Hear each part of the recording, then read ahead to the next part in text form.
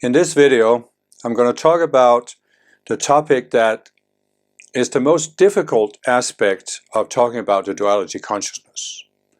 And it's how the duality consciousness distorts our perception. The way we not only look at life, not just what we believe about life, but how we actually experience life. And I can say from my own experience that until you get this point, you haven't really started freeing yourself from duality. I mean, you can have all kinds of theories, and I can see it in myself. I had spiritual teachings that I had studied, that I thought explained how the world works. I thought I had a good grasp of them. I thought I had fathomed it. But I was really actually interpreting these spiritual teachings through the filter of my dualistic beliefs, my ego, my separate sense of self. And I was, in a sense, projecting upon the outer teaching that I was right. I was superior. I had the superior knowledge and understanding. And you can do that with any spiritual teaching, including the teachings about non-duality. And so it's really, really essential to begin to contemplate that duality, it's really very, very subtle. And I can illustrate it. I've done this before, but let me just illustrate it. When you go into duality, as I said, you go into this illusion that you are a separate being. It's like putting on these colored glasses. Behind this camera, there's a white wall.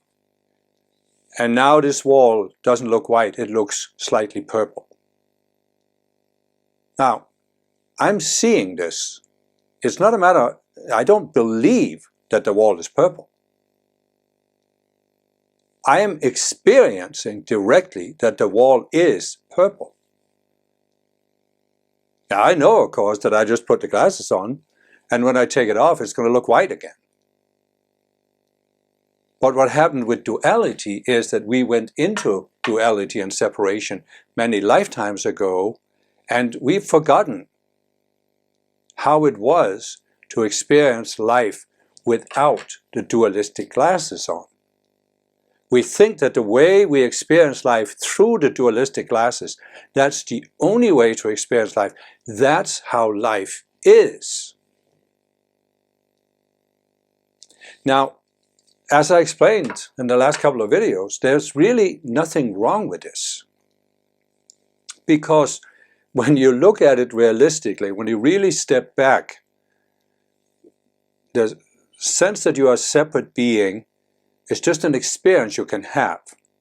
As I've said, you can have two basic experiences as a self-aware being. You can have the sense that you are connected to something outside your own mind, and that's why by increasing your connection, you can expand your level of awareness. You can also have the experience that you are not connected, you are a separate being.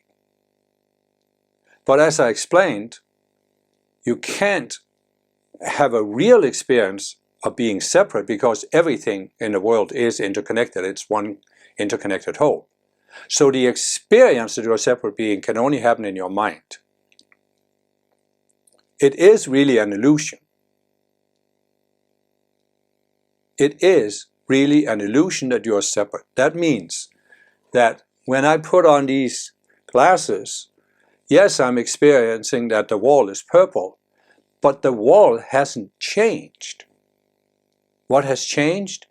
My perception, my inner experience of the wall has changed. Nothing outside my mind has changed. So what is duality? The duality consciousness. It's really just a perception filter that filters everything that comes to you from the outside. Whatever you see, whatever you experience, whatever impressions are coming to you from the outside, before they reach your conscious mind, they are filtered through your subconscious mind. I explained earlier that even our physical perception, there are light rays coming into my eyes right now, and they are hitting the retina. And in the retina, they are transformed into signals that my brain can process. And then they are sent to the visual cortex in my brain. But if there was a distortion on the way there, if somebody had put a filter in, like, I've now put a filter in front of my eyes, but imagine you have a filter behind your eyes, everything you see would be distorted, you just wouldn't know it. And so what I'm saying is, when an impression comes to you from the outside, it doesn't go directly from your eyes or your senses to your mind, to your conscious mind. It's filtered through your subconscious mind. And I've talked about this. There are 3 layers of the subconscious mind: the emotional, the mental, and the identity. And there are filters in all 3 of these levels. And any impression that comes to you, whatever I'm saying here, it doesn't go directly to your conscious mind. You may think it does, but it doesn't. It's filtered through your subconscious mind. Now, here's what also has to be added to the equation. Any impulse generated inside your own mind is also filtered through your subconscious mind. It's affected by the filters you have. So, as I've tried to explain here, we have these 3 layers of the subconscious mind. And in those layers, we have these structures. I've called them subconscious selves. And they act as a kind of filter. So in your feeling body, if you have a lot of these selves relating to anger, then when you encounter a certain situation from the outside, it's filtered through these subconscious selves, and they filter out any options you can see where you don't respond with anger. They only let through, anger is the only way to respond when somebody doesn't do what you want them to do. The same when you're thinking. If you have certain beliefs that you're very attached to, your subconscious filter will filter out anything that questions those beliefs. And at the identity level, your sense of identity relating to this world, like I'm this, I'm that, I'm the next thing, anything that challenges that, your subconscious perception filter will filter it out before it reaches your conscious mind. That means essentially, when you're in duality, you can't think freely. Because all of your thoughts are filtered through your subconscious mind and have to conform to the filters in your subconscious mind.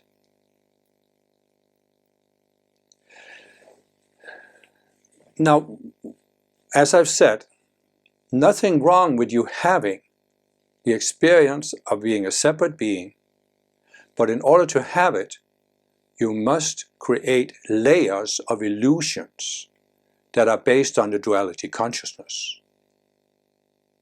And the duality consciousness, as I said, it always has the 2 opposite polarities. There may be gradations in between, but there's always the 2 opposite polarities. Now, I also said, the experience you are having in duality is that you take one relative polarity and you elevate it to the status of being absolute. This is the absolute truth. This is the highest political ideology, the only true religion, the only way to look at life. But on top of that, you're actually having an experience that you can't have when you see yourself as a connected being, namely that you are superior or inferior to other people. There is a superiority-inferiority dynamic that is superimposed upon just the raw experience of being a separate being.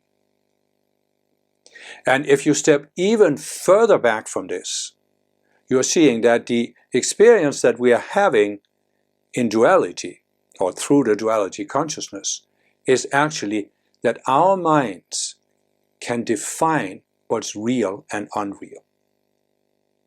We don't think about this consciously, at least very few people do, but this is the experience that most people are having. So let's look at the world. You can see that you can clearly see that there are some people who feel superior to others. You've probably seen it yourself, met people like that. You can see it on the world stage, how many world leaders throughout history, they felt that they were superior, they knew better how everything should be done. But you can also see that there are some people who don't feel that. They don't feel they're superior. In fact, they feel they're inferior. They can't really know what's true on their own, and that's why they have to follow somebody else who claims they know. You can see, for example, there are many people that belong to a particular religion. They don't believe that they themselves can define how God is, so they have to have the priesthood of the religion and the doctrines of the religion tell them what God is like and what it takes to be saved and whatever they want in that religion. So you have a upper class of people who think they are right and they can define what's real and unreal, and you have a lower class that believe they can't. They are submitting themselves to the upper class. But even the lower classes, even those who think they are inferior, their minds still are having the experience that they are right because they can define what's real and unreal. Now, what I have explained very briefly in this series of videos, but I've explained it more in depth in my other videos, especially how the world was created, is that we are actually all created as self-aware beings who start with a localized sense of self, and you have the ability, the potential to expand that sense of self. We all have that ability. But, and in a sense you could say that those who feel superior, they are trying to expand their sense of self. They are just doing it in this world, not by going beyond. But even those who are inferior, who are denying that they can expand their sense of self, they are still having the experience that their minds can define what's real and unreal, because they are saying, oh, I'm inferior, and I know I'm inferior. But how do they know? They only know in their own minds. That means, again, my mind can define what's real and unreal. That is the experience you are having in duality. And until you begin to realize this, and I'm not just talking about intellectually understanding it, but until you really begin to experience intuitively the reality of this, you can't really start freeing yourself from duality. Why? Because, look at it this way. There's a concept called a catch-22. It's actually introduced in a book by Joseph Keller called Catch-22. And the idea is that it's an impossible situation. So just to give you a brief summary here. In the book, Joseph Keller describes how he was a bomber pilot during World War II flying in the Mediterranean. And these were almost suicide missions. A lot of the pilots didn't come back. And there was only one way to avoid flying these missions. You could be declared insane, mentally incapable. So he goes to the psychologist and says, I can't do this anymore. I'm too crazy to fly. I'm mentally incapable of flying. I want to have an exception. But the doctor says to him, but if you are rational enough to realize that you are incapable of flying these missions, you are not insane, and therefore you can't be exempted. In other words, you can't get there from here. It's an impossible situation. And that's what duality is. Why? What's the experience you're having in duality? Your mind is a complete system. It's a closed system. You have the highest truth. For example, Christianity is the highest religion, and you are a good Christian. Anything that challenges Christianity is of the devil, so you can reject it. Well, how are you ever going to get out of that state of mind? You think you know everything. You have it all figured out. What's the only way to get out of this state of mind? Some impulse must come from outside your mind that shows you you don't know everything. You don't have it all figured out. There is more to grasp about reality than what you currently know. That is the only way you're going to get out of duality once you've gone into duality. What happens? Yeah, let's say you find a spiritual teaching. You may even find a teaching about non-duality. That there is a non-dual state of awareness. There is something outside of duality. But what happens? Whenever that teaching comes to you, when you're studying it, for example, or you're listening to a video, whatever comes, the input, goes through the layers of your subconscious mind. And there they are filtered through the filters you have there. And those filters will filter out anything that threatens your sense that you have it all figured out. You see why it's a catch-22? If I'm looking through these glasses, right, I'm seeing everything a little bit purple. Now you may decide that you have a very, very strong flashlight and you are going to direct that at my eyes. And it's so strong white that I'll be able to see it's white even through the filter, you think. But that's not the case. The filter is still going to tint the white light. So I think, oh, it's not completely white. Everything is purple. I know everything. Everything is purple. Now, as I said, duality is a filter. These subconscious cells you create, and just for convenience sake, we'll call them the ego. The ego is not one amorphous thing, it's made out of many of these cells, as I've explained. But we'll talk about the ego, because the ego is what gives you this sense that you're a separate being. It's the primordial self, a separate self you create. So, the ego will make you, or will want to believe, that it has everything under control. And the ego is created because you start out as a connected being. At some point you go into duality, you go into separation. And as I've explained, that means your sense of self as a connected being literally dies. And you are reborn into a sense of self as a separate being. But what happens in this process is that I've explained that the core of your lower being is what I call the conscious you, which is just awareness. You know, it's like, this is my conscious you. This is my conscious you experiencing everything through the filter of the ego. But, yeah, these glasses color what I see, but only when they're in front of my eyes. My eyes haven't been changed. Did this change my eyes? No. Just like it didn't change what's outside, it didn't change my eyes. So my conscious you is still there. It has just stepped into the filter of the outer mind, the identity, mental, emotional, and physical. But as I've explained, the conscious you can never lose the ability to step outside of the outer mind and again experience itself as neutral awareness. I mean, right now, I'm looking at the white wall. I have no filter. I'm just looking. It's white. I'm not saying it's good or bad.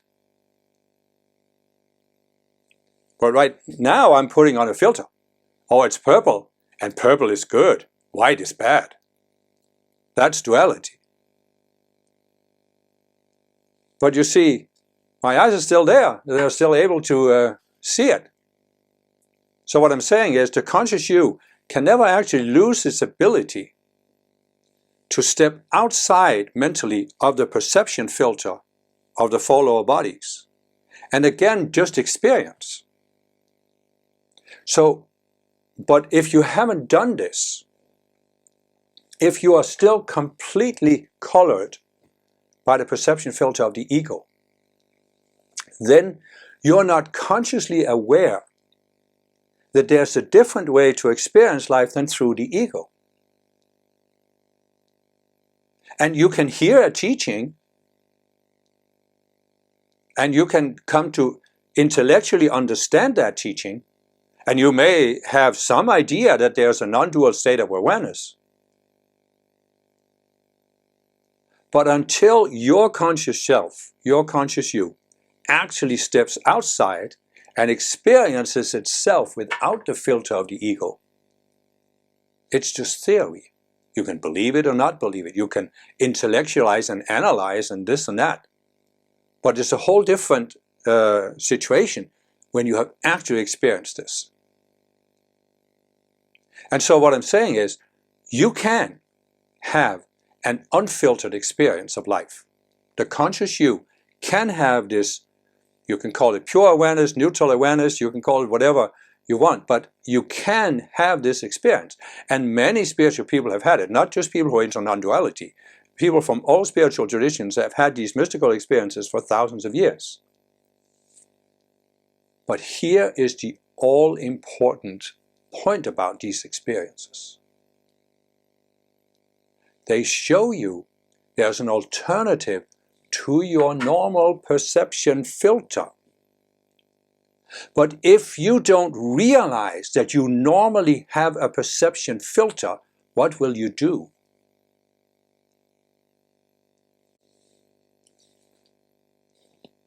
I'm seeing the world neutrally. Amazing. It's a whole different experience. But the experience doesn't last. You go back into your normal state of awareness. Bam! And what do you do now? You look at the experience you just had through the filter of the glasses.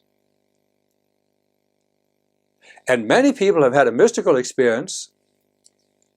Gosh, the wall really is white. No, it is purple. It must have been an illusion that I saw it was white. It's obviously purple. That's the way I've been experiencing it all my life. So they'll deny the mystical experience.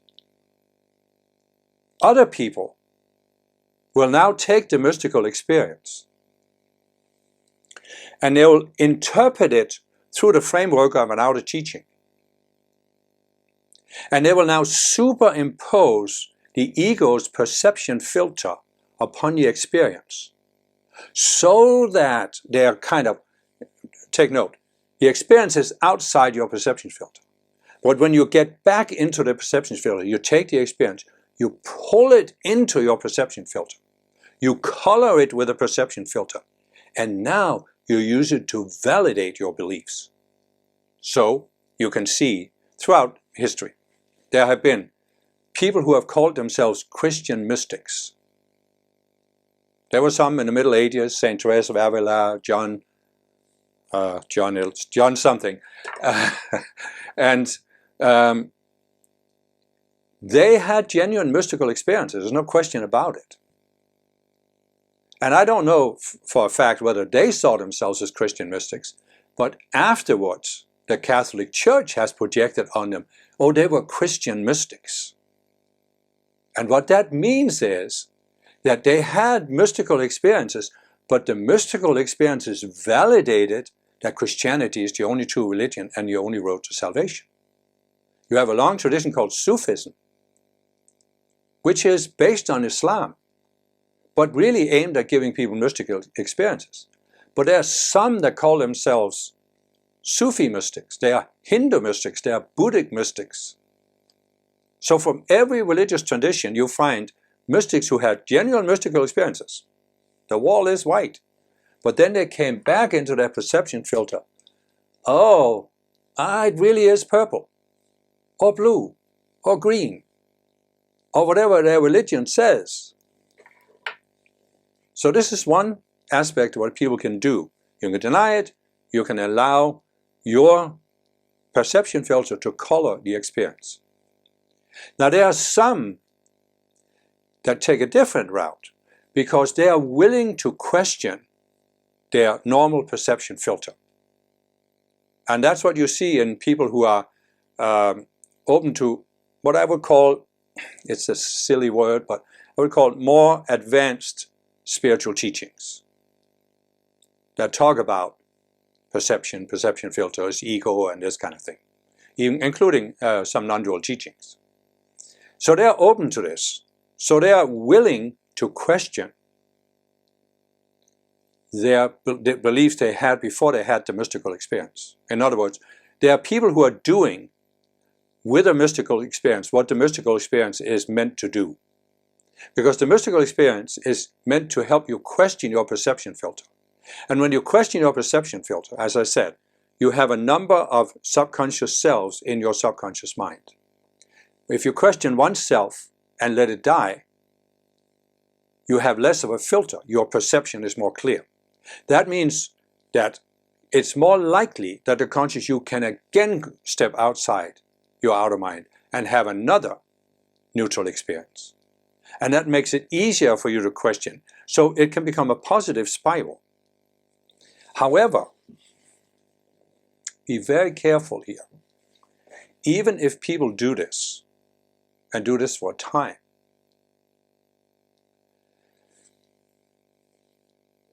it still doesn't mean we have questioned the essential aspect of the ego. And I'm not blaming anybody, okay? It takes time to get to that point. I realize that fully from my own experience and watching many other people. I'm not saying you should be able to do this by snapping your fingers. I'm just saying, as we question specific elements of our perception filter, we eventually come to a point where we can question the central feature of the ego's perception filter. And that central feature is, I am always right because my mind is capable of defining what's real and unreal.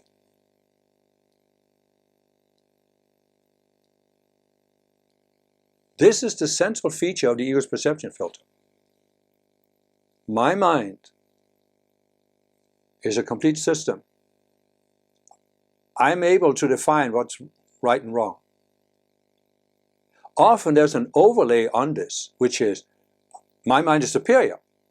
I'm smarter than everybody else. I'm able to figure out how the universe works. And you see this in many spiritual teachings, even these teachings that talk about the things here, about questioning perception and this kind of thing, including non-dual teachings. You very clearly see that some people are using this teaching to validate their sense of superiority.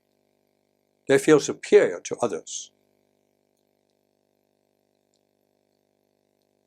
And again, there's nothing wrong with this. Okay? I've said before, the Earth is a reality simulator. And it's designed to give people many different experiences and give the people the sense that their experience is absolutely real. It's not just an experience. It's not just colored glasses I've taken out. No, the wall is purple. And so this is perfectly fine. People are allowed to have that experience. They're allowed to have the experience that, oh, I'm superior because I believe in this non-dual teacher, or I'm superior because I belong to this outer teaching, or I'm following this guru, or whatever. So that's perfectly fine. I'm just saying, this doesn't get you out of duality. You may have had genuine experiences where the conscious you stepped outside of the dualistic perception filter. But as long as you haven't questioned the idea that your mind knows everything and that your mind is superior because it knows everything, you haven't gotten to the bottom of duality. And you're still trapped in the ego's desire for superiority and for always being right. So, what have I said?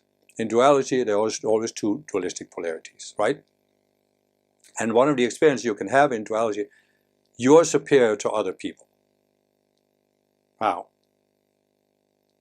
What's going on here? What's the dynamic here? You can only be superior to others if there's a comparison, if there's a scale.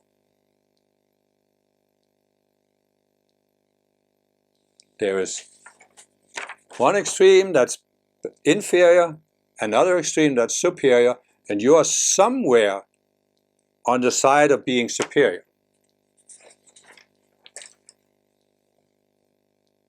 If there's no comparison, there is no superiority or inferiority. There's no being right or being wrong. You see, duality always defines the two opposites, right and wrong, real and unreal. So do you see why, again, duality becomes this catch-22? Because once you have allowed your ego to feel that it is superior because it's always being right, how can you ever get out of it? You see what is the most common? I've said before, I've been on the spiritual path for 49 years. I've observed myself and I've observed thousands of other people. The most common belief among spiritual people, whether in a non-dual teaching or another teaching, doesn't matter. The most common belief is, we will make it to the end, however they define it, by following this outer teaching, by applying it, by practicing the practice, whatever it is. The outer teaching will take us there. But the reality, which I've talked about in several videos, is making it to the end goal of earth is that you transcend the duality consciousness. Let's say the earth is a reality simulator. You can have a lot of different experiences and they can all feel real. But the earth is also a kind of schoolroom, and as any schoolroom, there's a final exam. You can graduate. What makes you graduate from schoolroom earth? It is that you don't need to have had every experience that's possible on earth, but you have had a wide variety of experiences. That's why you need many lifetimes. And you need to overcome the sense that any of these experiences are real. But what is it that makes an experience on earth in the reality simulator seems real? It's your mind. It's the ego. That the ego believes it can define what's real and unreal, and therefore it's superior. That's what makes an experience seem real. Whether you are a student of a non-dual teacher and you think you're the most sophisticated student on earth, or you are a non-dual teacher and you think you're the most sophisticated teacher on earth, this is just an experience, and it seems real because your ego is projecting that sense of reality into your mind. And when the conscious you is inside of that, it seems completely real. So how are you going to get out of that? How are you going to graduate from earth? Well, you have to realize that it isn't actually real. But how can you realize that your sense of reality isn't ultimate, isn't real? You have to have a frame of reference from outside your own mind. You see this? I mean, when I first saw this, it took me a long time. When I first saw it, it was like completely revolutionary. What I need in order to graduate from earth is to be free of my own mind. And in order to be free of my own mind, I have to experience a reality that's outside the reality that my own mind is projecting. The unreal reality of my mind. I have to see that as a higher reality. So again, you can have a genuine experience where the conscious you steps outside of your normal sense of self. It's a genuine mystical experience. But how is your ego going to look at this? It's a threat to the ego. Because it's a threat to the ego's projection of reality. And the ego knows that if you keep having mystical experiences, there will come a point where you will not just question specific beliefs you have, but you will begin to question the completeness of your mind, the ability of your mind to define what's real and unreal. You will begin to question your sense of reality that the ego has given you for so long. And then the ego will eventually die. The ego knows this. It has a survival instinct, so it doesn't want you to know this. And how is the ego going to prevent you from knowing this? Well, it uses the only thing it can see, duality. And therefore the ego says, oh, you're superior because you're right. But if you question that sense of being right, if you question me, the ego, you will be proven wrong, because the only alternative to being right is to be wrong. And that means that you will now go from your sense of superiority to the very lowest of the low sense of inferiority. You will go from being up here to being down there. There's nothing in between. So what the ego really is projecting is, you cannot be really wrong.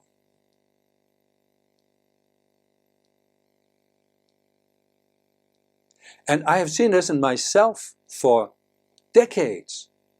I was trying to defend my sense of not being wrong, of being right, of being okay, but it was the ego. I've seen it in other people. I can look at some of these videos of these who claim to be non-dual teachers or other spiritual teachers. They're still trapped in this.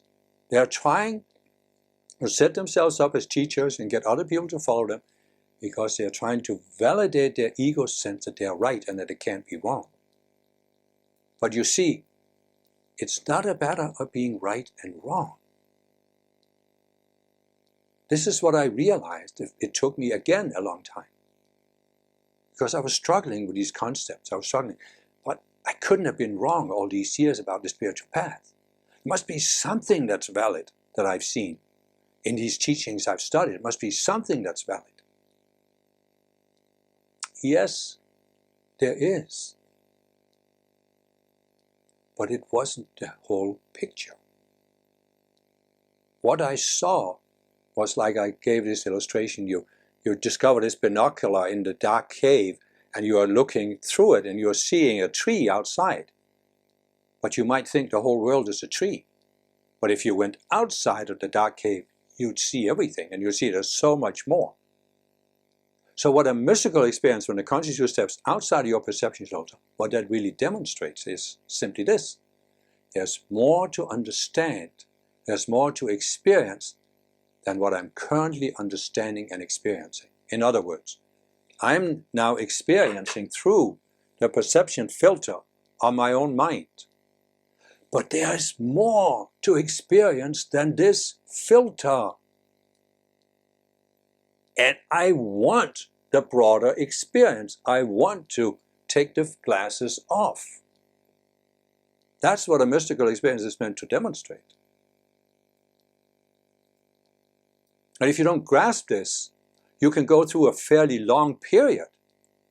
I mean, you could potentially be in this state of mind the rest of your lifetime, where you are allowing your ego to use your genuine mystical experience to validate perhaps its specific perception filter, but at least the sense that it's right and it's superior. But you see, the alternative to always being right is not that you're wrong. So I'm not saying that in order to get out of your perception filter, you have to come to think you're wrong, because that could catapult you from superiority to inferiority, and that's not productive.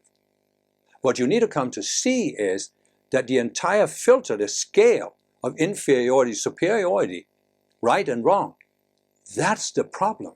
That's duality. What have I said? The ego projects. There's a right and there's a wrong. There's a superior, that's me and how I look at the world, my teaching, for example. And there's a wrong, that's the opposite, anything else. And those are the only alternative. But they are both illusions. Now take care here. I'm not saying that an outer teaching is necessarily an illusion. There are genuine spiritual teachings in the world. But what I'm saying is, your ego's projection that this is the superior teaching, the ultimate teaching, that is an illusion. And in order to project that illusion, what is the ego really saying? It's saying, this teaching is complete. I used to think that it should be possible to give a teaching in words that was complete, that really covered everything about how life works. That was many years ago. And since then, I've studied more and more teachings, and I've expanded my understanding. And there came a point where I realized something very simple. First of all, a teaching, a genuine spiritual teaching, cannot be expressed in words. And second of all, because of the density of planet Earth, the density of the collective consciousness, an ultimate truth cannot be given to us at this stage in a planet's evolution. Therefore, I'm no longer looking for an ultimate teaching, because I know that whatever I grasp now, and I grasp a lot more than I did 30 years ago, but even what I grasp now is not complete. There is so much more to grasp.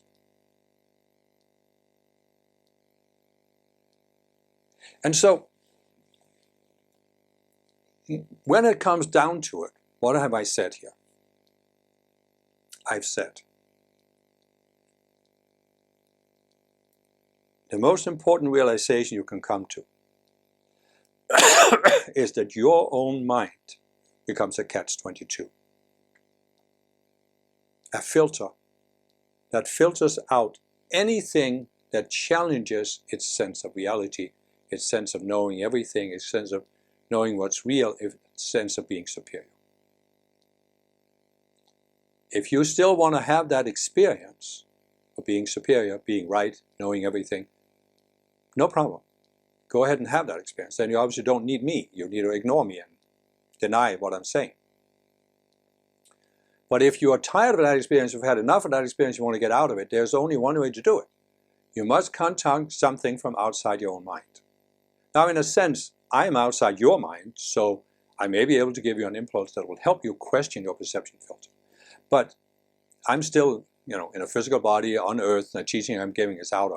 The only thing that really matters is that the conscious you has the experience of stepping outside your perception filter, experiencing just that neutral perspective on life. But this is just a beginning experience. There are layers of mystical experiences. Because as I said, when you have this frame of reference, there is a different way to look at the world than what I normally look at. In other words, this is just one way of looking at life, and there is an alternative. When you know that, there comes a point where you can begin to question your sense that you are a separate being. And that means whether you're consciously aware of it or not, it can actually happen without you really being aware of it, but you switch back into seeing yourself as a connected being. In other words, you reverse the process that brought you into separation. You're letting the separate self die. And you're reborn as a self that sees itself as connected to something outside its own mind. When you go through that, and I think many spiritual people, many people who are into non-duality, for example, they've gone through that, maybe even in past lifetimes. I certainly went through it in past lifetimes. And I met many spiritual people who were born in this life with this sense that I'm connected. But the thing is, when you become consciously aware of your perception field, and I take care of what I'm saying here, you can have this, you're reborn as a connected being. It doesn't mean you let go of all of your illusions that you took on in duality, right? It doesn't mean, and this is a really important point to get, because I see some people who had a genuine awakening experience, but I think, oh, I'm ego-free. But you're not.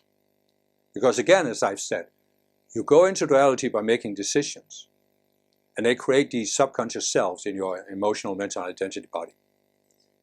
And you can reconnect, you can be reborn as a connected being, but you still have these subconscious selves, these individual selves in your subconscious mind. And the only way to get beyond them is to come to see each one consciously, see the illusion, and let the self go. Let it die. Right? So, seeing yourself as a connected being doesn't mean you're ego-free. It doesn't mean you don't have psychology to resolve. It actually means now you can really start looking at your psychology. But you see, this can be something that the ego will do to preserve itself. It'll say, oh, you had this dramatic experience. Now you're ego-free. You don't have to look for me anymore because I don't exist. Listen to what I'm saying. I'm not here. I'm gone now. You don't need to look for me. Just let me be. So what the ego will project at you. And so, but what I'm getting at here is that when you start seeing yourself as connected being, and when you make this effort to overcome these subconscious selves that still pull you towards separation, you will expand your sense of self, raise your awareness, so you become more and more connected. And as you become more and more connected, the conscious you can more easily go outside of your four lower bodies, your perception filter, right? But now the conscious you is not going to experience itself as a neutral being that's just sitting there observing. That's what I'm saying. This is the first stage of mystical experience. You're just experiencing, suddenly you see the world without a filter. You're looking at the world neutrally, not through all the beliefs and opinions you normally have. But as you begin to see yourself as more and more connected, there comes a point where the conscious you, instead of looking at the world neutrally, is now going to look up and say, what am I actually connected to? What is the reality outside of my own mind that allows me to see that what's going on in my own mind is not ultimately real? And therefore, as you raise your awareness higher, your sense of connection higher, you will see that you're connected to two things. You're connected to your higher self, which you can also call the I am presence, because it gives you the sense I am. And you realize that as a conscious you're not a self-sufficient being. You're an extension of your I am presence. And your I am presence has a very sophisticated individuality. And that's why it's very, very important to not fall into this blind alley of the no self or non-self. Because you could say that when you start having these mystical experiences, right, you start out, you're completely identified with your perception filter. You think, this is the only way to look at the world. Then you have your first mystical experience. Bam! There's a different way to look. Let me get back. That was scary. Or maybe you say, oh, wow, that was amazing. What was that? And the contrast, especially in the beginning, the contrast between your normal state of awareness and the neutral awareness is huge. And I hear people who talk about this, and they call it an awakening experience. And it's very dramatic for them. But why is it so dramatic? Well, actually, because their normal state of awareness, they believe in an awful lot of dualistic illusions. And suddenly they're outside, and the contrast is huge. But as you get rid of some of these dualistic selves, the contrast becomes less and less dramatic. But what I'm saying is that in the beginning, the contrast between this, where you see yourself as having a very specific sense of self as a separate being, who is superior, who is right, who always has to be right, who believes this, and who has it all figured out. The contrast between this self and the neutral awareness is so big that when you get out of the neutral awareness back into the filter, you can come to think, oh, there really is no self. My normal sense of self is a separate self and it's unreal, but what I experienced without the glasses is no self. But is that the only way to interpret that experience? I actually have a non-duality video where I talk about that a non-dual experience can be viewed through the filter. And I'm talking about a specific person who said she got involved with some of these non-dual teachers. And they did help her have a non-dual experience. But before she had a non-dual experience, she had been told how to interpret the experience, namely, there is no self. The self is not real. And she said, if I hadn't been told that ahead of time, would I necessarily have interpreted the experience that way? In other words, could there be other ways to interpret the experience than saying there is no self? And the reason why it's so important to stay out of this, I have a non-duality video where I talk about the nonsense of non-self, but the reason is that this is a blind alley. If you're denying that you are self, how can you grow further? How can you expand your sense of self beyond that point? So that's why I'm saying, as you become more familiar with non-dual experiences stepping outside your perception filter, the conscious you, instead of just experiences itself as neutral awareness or pure awareness, it starts looking up, and it starts first connecting to your I am presence, and it realizes, yes, the outer personality, the sense of identity, whether I'm a man, I'm Danish, I'm Christian, I'm Muslim, I'm this and that, all of these things were unreal. This is not who I am. But neither am I nothing. I am actually the individuality defined in my I am presence. And the more I overcome the elements of the outer personality, the more the individuality of my I am presence can shine through me and express itself in this world. And that's why I'm here. I'm not here to be nothing. I'm not here just to be neutral. I'm here to express the higher reality of who I really am in my spiritual self.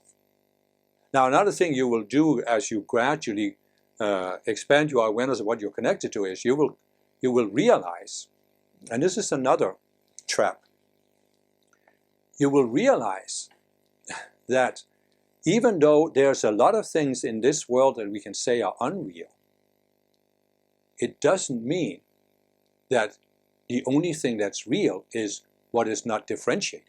I've talked about this before. Only Brahman is real, the world is an illusion, because people think that the world is differentiated and it's the differentiation that causes suffering. Therefore, the only way out of suffering is to return to the non-differentiated state, which is Brahman or infinite awareness or whatever you call it. But that's another trap. Because the reality is, as I've said, there's only one mind, but that mind is not a universal, impersonal thing. That mind is presented to us through the beings who have become one with that mind and ascended from earth, namely the ascended masters. And that's what you connect to. I mean, really, honestly, the deeper reality is that we are living in a kind of reality simulator where nothing is ultimately real. But the reality simulator was created and programmed by minds that are greater than ours, namely the ascended masters. When you begin to free yourself from the sense of reality created inside the simulator, inside your own mind, you will connect to the reality that's outside the simulator. Hello? What else is there to connect to? And then you will discover for yourself that there are ascended beings. Whether you call them ascended masters or not, there are beings out there that are real. I'm not asking you to believe this. I'm just telling you that as part of the process of transcending yourself, comes a point where you start to connect to the reality outside your own mind and outside the simulator. And there's only one reality. There are many ways we can look at it from inside the simulator, but as we shed more and more filters, we start to connect to that reality. And yes, I am naming them as ascended masters. I have many teachings that describe them. I have many teachings they have given directly through me. And you can say anything that's expressed in words is colored, it's limited, it can be interpreted, and it's perfectly true. But all I'm saying is, you can go beyond all of this and have a direct experience. And when you have that direct experience, what does all the rest matter?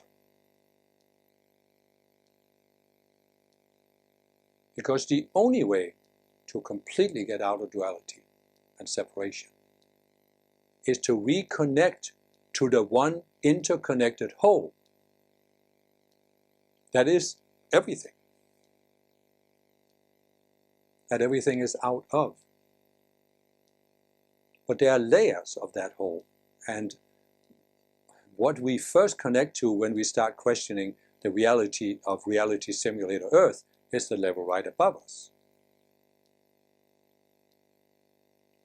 And so,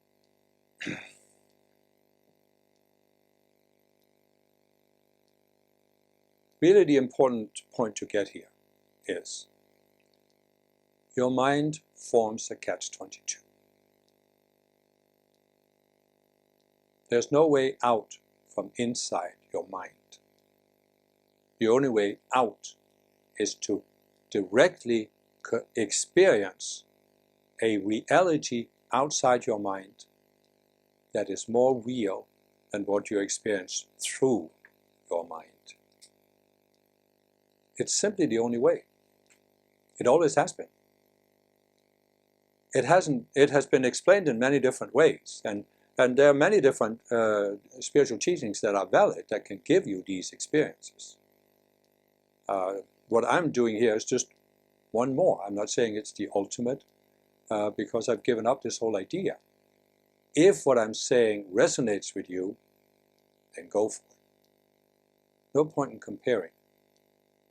If it works for you, good. If it doesn't, you ignore it, and hopefully you'll find something else that will help you question the reality that your mind is projecting at you, and help you see that there's an alternative to being superior or inferior, to being right or wrong, and that is to expand your understanding, to expand your experience